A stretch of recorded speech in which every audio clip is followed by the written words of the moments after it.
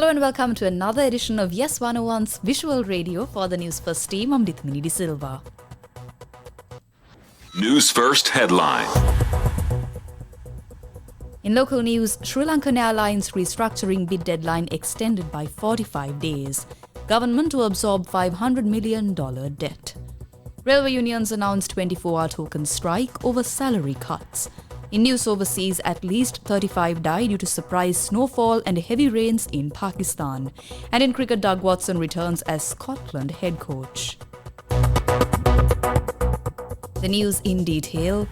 Minister Nimal Siripala De Silva says the period to call for bids for the restructuring of SriLankan Airlines was extended for 45 days with effect from today.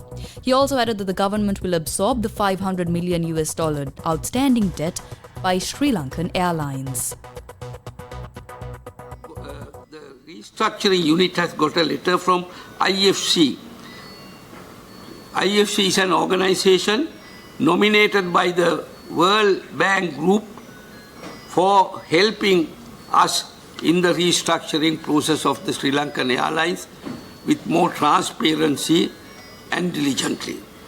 Government is expecting this process to be completed within a period of 6 months, and we will get money from the catering as well as from the ground handling.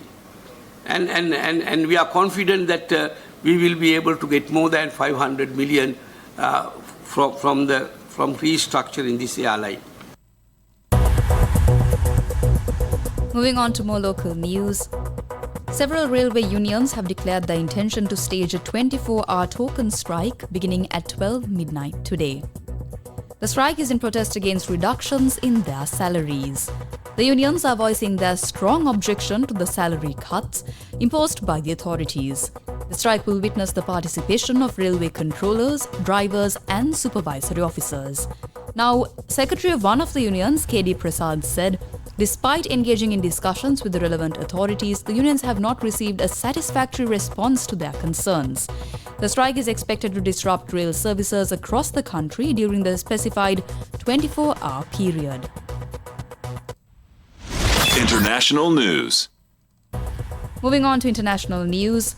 At least 35 people died while dozens more were injured as freezing rain and unexpected snowfall hit remote areas of Pakistan over the weekend.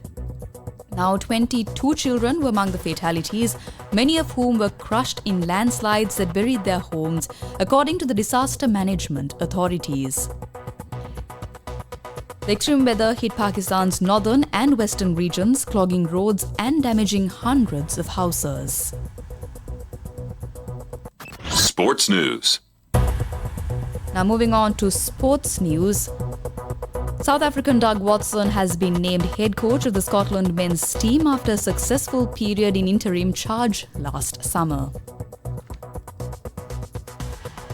Scotland beat Ireland, the UAE, Oman, West Indies and Zimbabwe in the ICC World Cup qualifier during that period.